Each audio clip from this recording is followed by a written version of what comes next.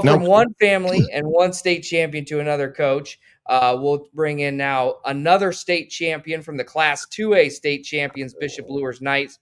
We're pleased to be joined by Isaac Zay, again, the wide receiver and safety for the program. Isaac, thanks again for joining us this week. Congratulations to you and Bishop Luers on winning another state championship. Yeah, thank you. Yep. Yeah. So we say another. There's 12 all time, but this is the first in I think 12 years for Bishop Luers. Talk about this team, what you were able to accomplish in the end, being state champions, and really how you come out of this weekend feeling as you head back to school tomorrow morning as a state champion. Yeah, it feels good. We actually have a pep assembly tomorrow to honor us, I guess, in front of the whole student body. So, it feels good just to we were there our freshman year and just know that feeling and losing it. It was awful. And get back there senior year, get the win. It just brought all the seniors out on the right note and not leaving us with that feeling from freshman year. Well, your guys' defense really, I mean, when you look at the tournament in itself, not to say that your offense wasn't as powerful as it normally has been, but defensively, you and Jackson off the edge and the defense as a whole really stepped up big once the tournament hit. And that's the one thing that I think stood out to me the most. And then finally, playing a complete game on the other night without having the setbacks of penalties, right? The things that were kind of creeping up on you guys during the sectional, regionals, and semi-states, some of these costly penalties that you guys go out and play a near perfect ball game down there against Posey. Kind of talk about the defense and kind of how all you guys from a group of 11 really kind of started dominating as the tournament went on. Yeah, that was one of the things Coach Bradley talked to me personally about. He asked me if I wanted to play like an outside linebacker D-line. And I was like, if that was going to help us win, I mean, gosh, I'll do it, man. and then just like succeeding in that position. Like the first week, I'm pretty sure it was East Side week. And like just seeing the stuff, like the impact on the game I was making, it was like kind of crazy to think about. But it also just brought in like other great players. Like we moved Mikhail Woodson back to safety last week. And then our corners, because I'm not at safety anymore, so we had to move Mikhail from corner to safety, which also brought Jalen White and Davion Surrey to play corner there too. So, just putting athletes in the right positions. And, that's one of the big things Coach Bradley talks about as our defense, just put us in the right positions and we'll go make a play. But if we're lined up like back or something like that, it's harder to make a play. But well, definitely you and Jackson off the edge caused a lot of problems for a lot of people, especially the games that we even actually called the game there in the couple tournament games where there was no answer for you or him. And the same thing kind of showed its head again on the other night with both of you guys kind of really dominating like you had all through the tournament. But, I know that's a big part of it. Of course, offensively, you guys, really did some nice things again in the game. And we're, really getting it done on the ground pretty good the other night as well. Talk about the run game. I know Gio, he's fast. If you can get him out in space, he's as good as anybody around. And then of course, Mickey, inside the 5, throw it into his hands. He's going to plow somebody over to go in the end zone. But talk a little bit about the offensive play this past couple weeks. Yeah, I wasn't really thinking about it until like after the game, but it just like hit me that everyone on our starting offense scored. And I was like, whoa. But then, yeah, Mickey got 2 touchdowns, but that was just kind of crazy to think about because we only threw the ball like 5 times maybe. Mm-hmm. We were just, and then obviously 3 of those were touchdowns, and it's just like, it was crazy. And then the time of possession, it was like 15 minutes to like however the rest of that they had. It was like because we just kept putting points on the board and let our defense go out and go to work. It was just grinding them down. And then, oh man, really just topped the game off was when Mickey just like ran over 3 people to end the game. It was like, my gosh, dude, like calm down a little bit. We're up like 27 at the time. It was like, come on, Mickey. But yeah, the run game, you know, the O line has improved so much. It's crazy to think about back in like East Noble week, New Haven week, weeks 1 and 2, just how far they've came is just unbelievable, honestly. One quick question here, dude, and then you can go on your yours in here as well, buddy. There was a Twitter picture I saw, or X, they call it now. I guess I should call it correctly. Of, I believe it was Thursday's practice or Friday's practice, kind of you guys' last practice. And I think you guys were burning stuff. Is that right? Or something? You have a fire going, and kind of talk about that tradition, because it sounded like it brought back a lot of memories for different eras talking about that. And this is what kind of we talk about football being a special thing. There's these little traditions that go on here and there that maybe nobody ever hears of, but talk about that tradition that you guys have at every end of every year. Yeah, and it's only if you go to state. So so every state team, I think it was Friday. Yeah, it was Friday, the day before. So That dude's got a picture up of it, of course.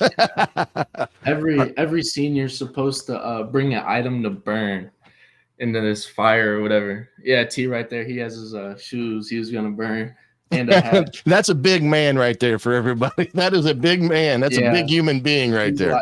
He's like 5'11", 450 or something like that. And he's burning his shoes. I bet there's a reason behind that. But go ahead and keep explaining your tradition here. But yeah, so just every senior just brings something to burn, and it's just like it's like you get a chance in front of the whole team to just talk about like what the program's meant to you and like just address the team basically. And it's just like a good way to cap the season off too. And like you said, it brings back memories. I had like some play sheets from sophomore year that Coach Bradley used to give us for like scout and whatnot. And then Damian Jackson, he brought so he shaved off all his dreads, and so he brought those to burn. And it was just like it was kind of crazy, but yeah. Yeah, that's the uniqueness that will last a lifetime, man. You guys will never forget that day or in the state championship game, and I know that when that picture on X came up, and dude, thanks for having that pulled up there. There was a lot of comments about some guys, older guys, that were talking about that and how much it meant to them. But Duke, go ahead, my friend. Yeah.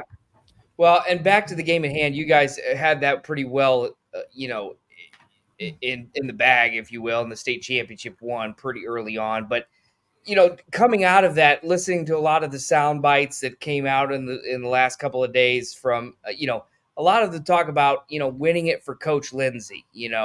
Talk about that. Playing for him. Here's a guy who won the state championship as a player, now as a coach. His dad won the state title, so they have that share now as well, Matt Lindsey. But talk about playing for Coach Lindsey and just getting to this point and the satisfaction that comes along with seeing your coach win a state title too.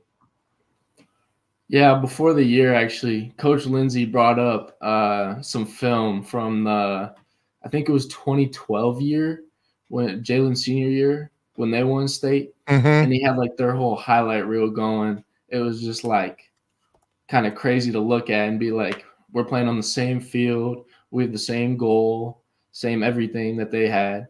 And, just to get back to that point, and, he's leading us, so he already knows what he has to do. But just to like emphasize it to us and just get us all on the same journey. And that's really what he all did, or that's really what he did, just to put us all in the same mindset and just get us focused on win a state championship. And that's what we went out there and did. And for you, a pretty good game. You get a touchdown. What is that like in the state championship? Especially, at that point, it's like you guys are going to win and all that stuff. But to get that, to hit pay dirt at Lucas Oil Stadium, to cross that Indianapolis Colts blue end zone, what is that feeling like for those of us who will never experience that? Yeah, it's kind of crazy. Like the Colts being my favorite team and all, it was just like Michael Pittman and Josh Downs do this regularly. Like this is crazy, but yeah, it was just, man. I was like, I didn't know what to do at first. I caught the ball. I just kind of threw my arm up like this. I was like, I just didn't know what to do. And then I just turned around, looked at all the guys, and just started celebrating like we normally do. It was crazy. Act like you be there. Too. Yeah. Before the game too, me, Cohen, Damian, and T, we all walked out on the field, just kind of took everything in before it all.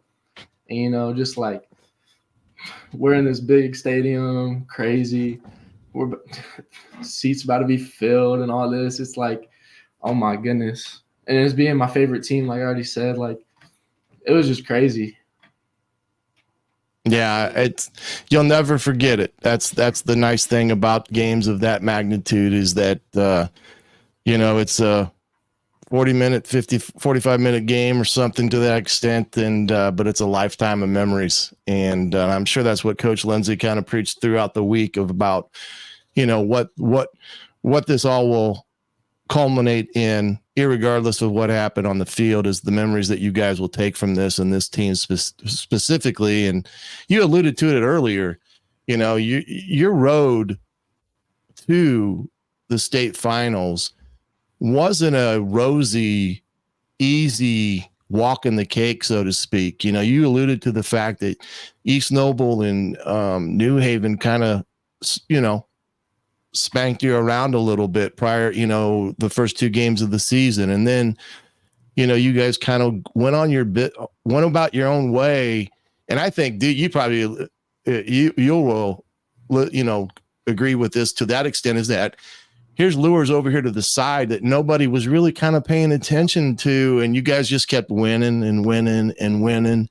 And next thing you know, it's Homestead. You got a share for the SAC title wrapped up going into that last week. And that's when I think everybody started realizing that, Luers was going to have a legit shot of getting to the state tourney, state finals, and a legit shot at trying to win it.